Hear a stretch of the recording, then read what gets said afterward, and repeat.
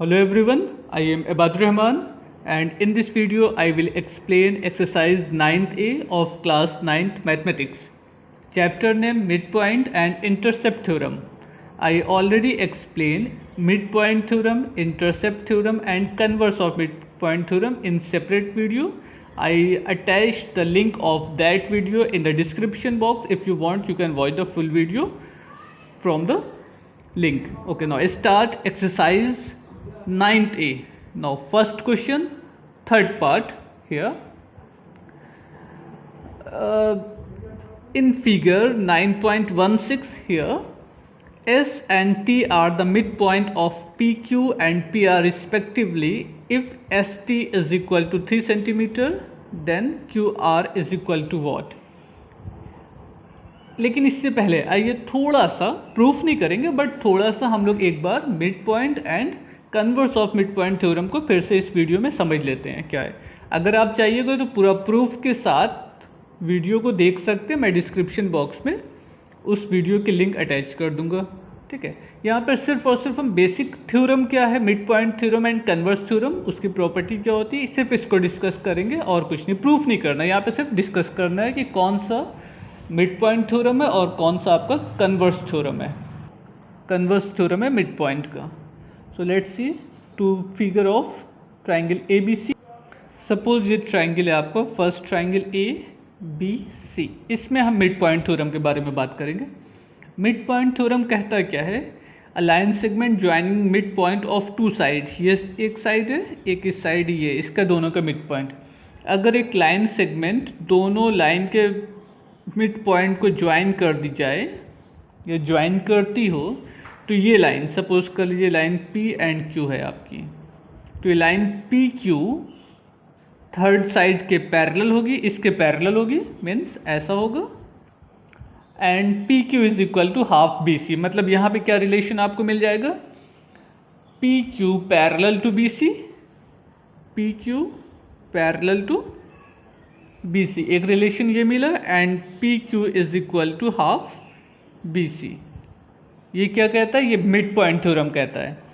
Converse of mid point theorem क्या है कि if we draw a line from mid point of a side of a triangle parallel to the other side, second side, इसके mid point से एक line draw कर दी जाए जो second side के पैरेलल हो, तो ये थर्ड साइड को, रिमेनिंग जो थर्ड साइड है आपकी, इसको भी इक्वली डिवाइड कर देगी।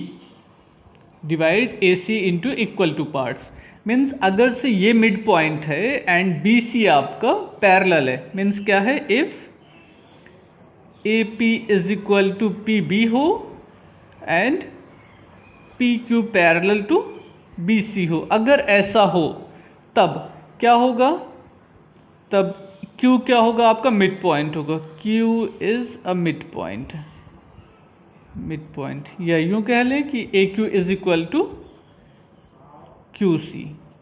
दोनों में डिफरेंस समझिएगा, यहाँ पर ये मिड पॉइंट को ज्वाइन किया गया है, दोनों मिड पॉइंट हैं, दोनों मिड पॉइंट को ज्वाइन करने पर जो लाइन बनी है वो तीसरी लाइन के पैरेलल है, PQ पैरेलल टू BC। दोनों मिड पॉइंट को ज्वाइन करने पर जो लाइन बनी वो पैरेलल है थर्ड साइड के और हाफ है उसके, means PQ half of BC। इस ट्राइंगल में क्या है, अगर एक मिड पॉइंट से और एक दूसरी साइड के पैरेलल लाइन ड्रा की जाए तो वो थर्ड साइड को जहाँ पर कट करेगी वो भी मिड पॉइंट होगा। इसमें एक मिड पॉइंट है, एक पैरेलल लाइन है, मिड पॉइंट से जाने वाली पैरेलल लाइन है, और वो नेक्स्ट लाइन या थर्ड साइड को इक्वली डिवाइड करी, मीन्स मिड पॉइंट पे कट कर रही है। इसमें क्या कह रहा है कि दो मिड पॉइंट को ज्वाइन करने पे जो लाइन बनती है वो थर्ड साइड के पैरेलल होती है। Okay, now start exercise 9th A, question number 1, third part. It is your first question, third part. In figure S and T are the mid point, ये मालूम है S and T mid point है, अगर S and T mid point हो तो ये दोनों line आपकी सेम हो गई ना। ओके, ये इसके इक्वल हो गई और ये वाली इसके इक्वल हो गई, means BP is equal to SQ, sorry PS is equal to SQ and PT is equal to TR। Respectively if S T is equal to 3 centimetre, अगर ये लाइन 3 सेंटीमीटर है देन क्यू आर की value क्या होगी। अच्छा, अब यहाँ पे दो मिड पॉइंट को ज्वाइन करने पे लाइन बन रही है, तो यहाँ पे कौन सा थ्योरम लगेगा, मिड पॉइंट थ्योरम या converse of mid point theorem. यहाँ पे मिड पॉइंट थ्योरम लगेगा। अगर दोनों मिड पॉइंट आपको मालूम हो तो मिड पॉइंट थ्योरम अप्लाई होगा। और मिड पॉइंट थ्योरम क्या कहता है कि दो मिड पॉइंट को ज्वाइन करने पर जो लाइन बनती है वो थर्ड साइड के पैरेलल होगी and half of them means S T की वैल्यू जो है डी क्यू आर के हाफ है, या इसका उल्टा कह लीजिए क्यू आर की वैल्यू जो है वो एस टी की डबल है। तो क्यू आर की वैल्यू कितनी होगी, जो एस टी की वैल्यू उसको डबल कर दीजिए। ये 3 है तो 2 into 3 is equal to 6 centimetre. It is 6 centimetre. It is the value of Q R. I think it is clear. Now next part of this question, it is the figure of fourth part of question number 1. In figure DE are the midpoint of AB and AC. इस AB का midpoint D है, means ये दोनों length same हो गई, and AC का midpoint E है, तो ये दोनों लेंथ आपकी सेम हो गई। क्लियर? ओके। और क्या कहा, D E is equal to 7.5, ये लेंथ आपकी 7.5 है। Find the value of B C, तो अगर ये 7.5 है तो बी सी कितनी हो जाएगी, double of D E, means इसका डबल करेंगे तो ये मालूम हो जाएगी। कौन सा थ्योरम यहाँ पे अप्लाई हो रहा है, मिड पॉइंट थ्योरम, क्योंकि हमको दोनों मिड पॉइंट मालूम है। सो बी सी की वैल्यू कितनी होगी, 7.5 का डबल कर लीजिए तो ये हो जाएगा आपको 15 सेंटीमीटर। नो फोर्थ हो गया, fifth part of question number 1। अब फिफ्थ पार्ट में देखिए फिगर ऐसे दे दिया, find the value of x in each triangle बोला है। ये और ये लाइन इसके इक्वल है, ये और ये लाइन इसके इक्वल है, ये इसके पैरेलल होगी। मिड पॉइंट थ्योरम यहाँ अप्लाई होगा क्योंकि दोनों मिड पॉइंट आपको मालूम है। कैसे मिड पॉइंट मालूम है, क्योंकि दिया गया कि ये दोनों इक्वल है, ये दोनों इक्वल है। सो ये भी मिड पॉइंट है, ये भी मिड पॉइंट है। तो 64 is equal to 4x, sorry 64 is equal to 4x upon 2, means इसका डबल करेंगे तो ये मालूम हो जाएगा, इसका हाफ करेंगे तो ये मालूम हो जाएगा। आप कह सकते हैं 4x is equal to 2 multiplied by 64। यहाँ से x की वैल्यू सॉल्व करके निकाल सकते हैं। ऐसे ही मिड पॉइंट थ्योरम इसमें अप्लाई करने, ये दोनों वैल्यू सेम है, ये दोनों वैल्यू सेम है, तो ये मिड पॉइंट हो गए। x minus 8 is equal to 40 upon 2, x minus 8 is equal to 40 upon 2। Solve कर लीजिएगा, x की वैल्यू मालूम हो जाएगी।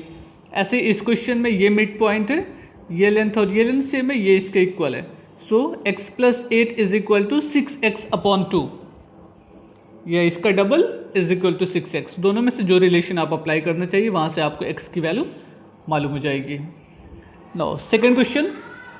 In second question ABC is a triangle in which AB is equal to 6 cm, AC 3 cm. If M is a midpoint of AB and a straight line through M parallel to AC, cut BC in N. What is the length of MN? Let's see the solution of this question.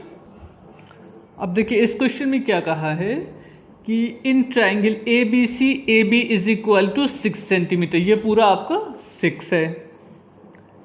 AC is equal to 3 centimetre, ये 3 centimetre है। M is mid point of AB, ये mid point हो तो ये कितना हो गया 3 and 3, and straight line through M parallel to the AC, cut BC at N। What is the length of MN, इसकी वैल्यू फाइंड करना है। क्या होगा अब समझिएगा, यहाँ पे देखिए एक मिड पॉइंट आपको मालूम है और ये मालूम है ये लाइन इसके पैरेलल है, तो कौन सा थ्योरम यहाँ पे अप्लाई होगा, converse theorem of mid point theorem. Converse theorem क्या कहता है कि अगर से किसी एक साइड के मिड पॉइंट से एक लाइन ड्रा की जाए जो दूसरे साइड के पैरेलल हो, तो वो थर्ड साइड को क्या करेगी, इक्वली डिवाइड करेगी या मिड पॉइंट पर इंटरसेक्ट करेगी, मीन्स एन भी मिड पॉइंट हो जाएगा तब। तो अगर आपको ये मालूम है एम मिड पॉइंट है and M N is parallel to B C, sorry यहाँ पे ए सी पैरेलल टू ए सी, तो क्या होगा, by converse theorem we can say that n is also mid point of B C. अब अगर n mid point है तो ये लाइन पैरेलल है, पहले से मालूम थी, और ये मिड पॉइंट हो गए। तो अब इसका सेंस ये हो गया कि एम एन की वैल्यू जो होगी वो हाफ ऑफ ए सी होगी। M N is equal to half A C is equal to 3/2, you can write here 1.5 centimetre, otherwise 3.2 centimetre is enough. ऐसा क्यों? फिर यहाँ पे जब ये मिड पॉइंट क्लियर हो गया तो मिड पॉइंट थ्योरम ये कहता है कि अगर दोनों मिड पॉइंट को ज्वाइन करेंगे तो ये थर्ड साइड के हाफ होगी, means mn is equal to half of AC। Next question, it is the figure of question number 3rd. In this question, in triangle ABC, D is midpoint of AB, so these two sides are equal, and E is midpoint of AC. E is midpoint of AC means ये equal है इसके। अब देखिए यहाँ पे rule कौन सा लगेगा? Mid point theorem. Mid point theorem क्या कहता है? If we join two mid point of two side then the line segment parallel to the third side and equal to half of them, means DE parallel हो जाएगी BC के and DE is equal to half BC। अब इसमें देखिए value क्या मालूम है आपको? अगर से BC की वैल्यू 6 है तो DE की वैल्यू कितनी हो जाएगी? 6/2 कर लीजिए, 3 आ जाएगी। एंड आपसे पूछा है एंगल DBC, ये एंगल दिया गया है 140 डिग्री। तो बताइए कि एंगल ADE कितना होगा? अब जब ये पैरेलल है, हो गया ना, by mid point theorem we can say that D is parallel to BC, it's mean these two angle are equal. Why? By corresponding angle, means angle ADE is equal to 140 degree by corresponding angle because DE parallel to BC. D parallel to BC क्यों है? By midpoint theorem. Okay, try to write the solution of this question. Now question number 4. Okay, it is figure of question number 4. In this figure, DEF are midpoint of BC, CA and AB respectively. Prove that AD bisect EF, means AD EF को equally divide करती है। तो अगर हम ये proof कर दें कि FP is equal to PE, means हम ये कह सकते हैं कि FE इक्वली डिवाइड हो गया AD से। क्लियर? मीन्स हमको क्या शो करना है? FP equal to PE। Okay, अब देखिए क्वेश्चन में क्या कहा है? D as a mid point, F and E also midpoint. If FE are midpoint, means when we join line FE, it is parallel to the third side and half of them by midpoint theorem. Means FE is equal to, FE is parallel to BC and FE is equal to half BC. Clear?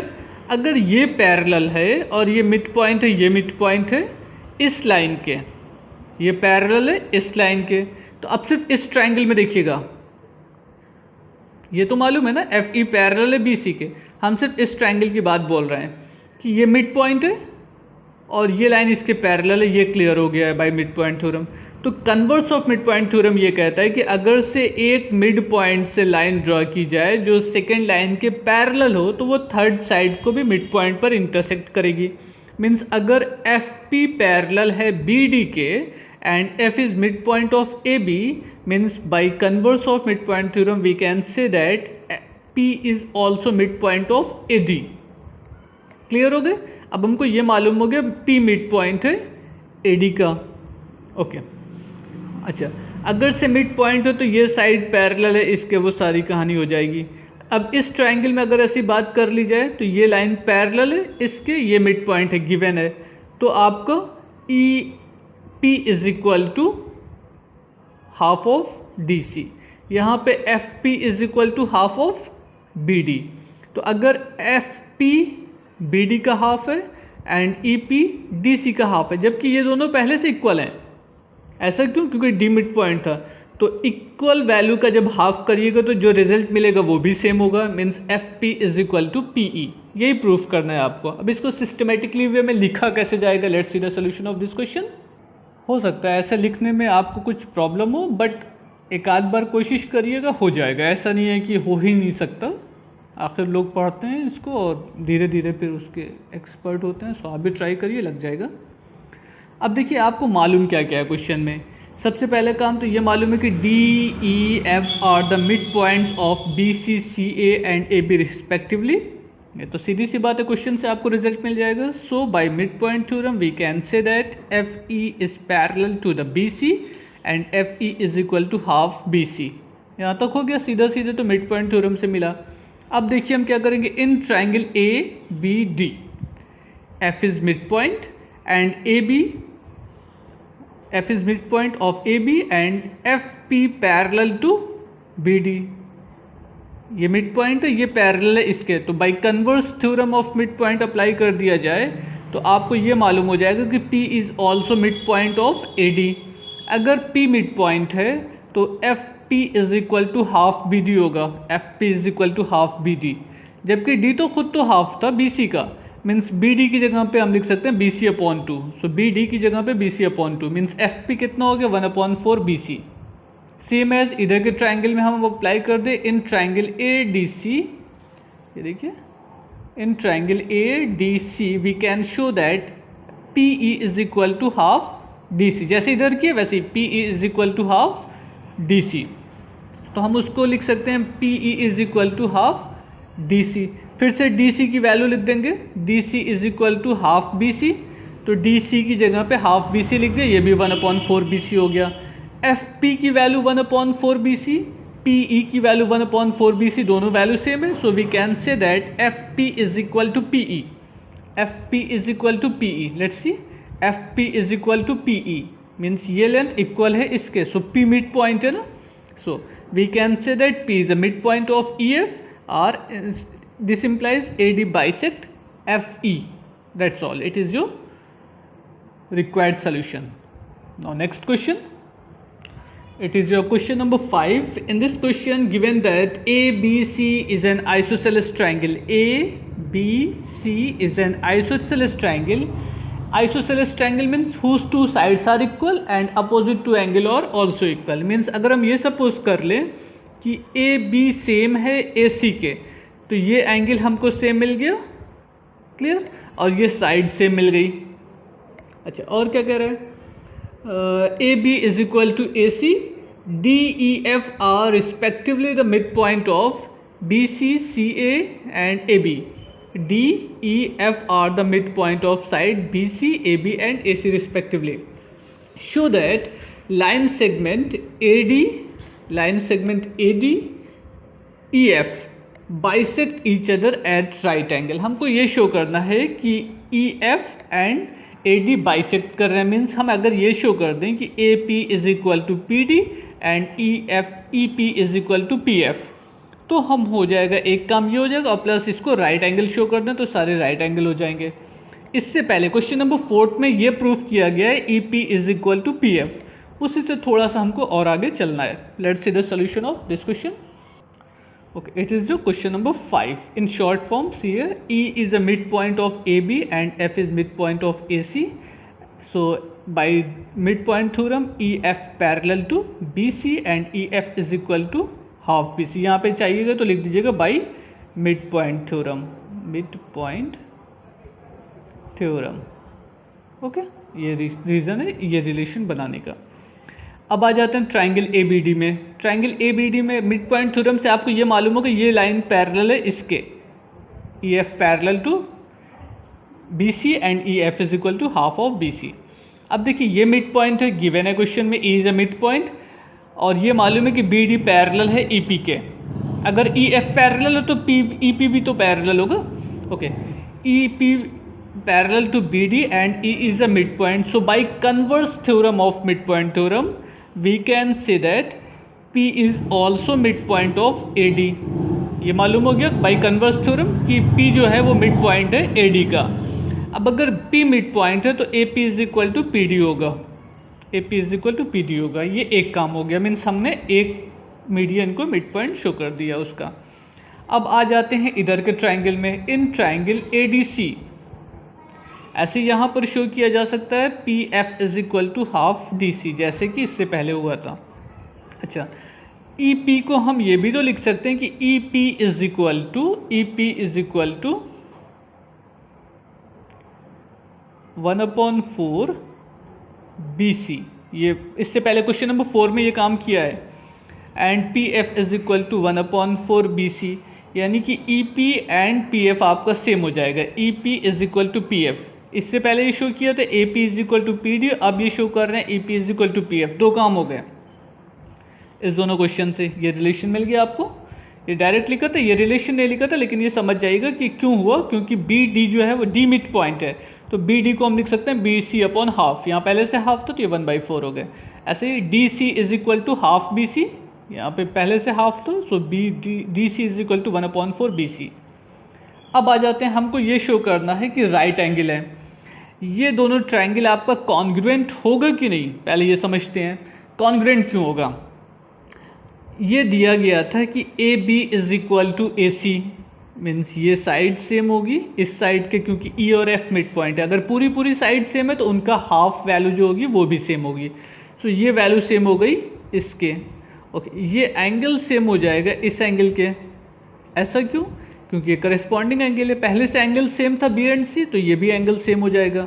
अच्छा, और क्या होगा, ये side आपकी same है A P as a common side, इसके ऊपर हम लोगों ने यहाँ पे ये प्रूफ किया हुआ है, यहाँ पे ये सेकंड, ये P E is equal to P F, P E is equal to P F, means हमको तीनों साइड सेम मिल गई। A E is equal to A F मिल गया, ए पी कॉमन साइड मिल गए, and E P is equal to P F मिल गए।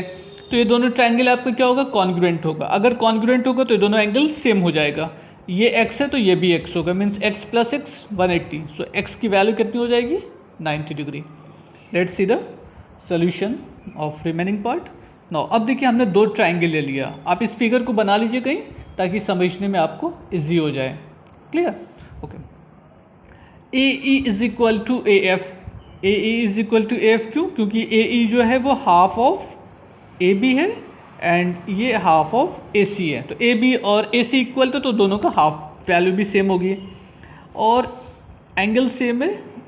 इस एंगल को लिखना हो तो लिख लीजिए, एंगल सेम दिखा दीजिए और ये साइड सेम दिखा दीजिए, तो साइड एंगल साइड कॉन्ग्रुएंसी हो गई। अदरवाइज आप तीनों साइड को भी सेम दिखा सकते थे, ए पी कॉमन है और दो साइड तो यहाँ पे सेम दिख ही रही है, तो साइड साइड साइड कॉन्ग्रुएंसी होती, बाय द वे उससे कोई मैटर नहीं है। हमने side angle side congruency use कर ली है, तो triangle A P E congruent to triangle A P F. अगर कॉन्ग्रुएंट है तो ये दोनों एंगल सेम है, ए पी ई ये एंगल और ये angle A P F R equal. अब अगर से दोनों एंगल सेम आ रहा है तो बाइलिनियर पेयर दोनों का सम कितना होगा, 180 होगा। दोनों की वैल्यू सेम है तो हम ए पी ई दोनों जगह लिख सकते हैं, यहाँ पर भी ए पी ई लिख सकते हैं क्योंकि ए पी एफ की वैल्यू ए पी ई है। तो 2 A P E is equal to 180 means A P E is equal to 90 degree. ये आपका कंप्लीट सॉल्यूशन हो गया, okay. Now from next question means from 6th question we will discuss in next video. Try to understand these 5 questions and try to solve all example. It is most important exercise exam point of view, so try to understand. If you have any doubt you may contact me on my WhatsApp number. Thank you everyone, goodbye.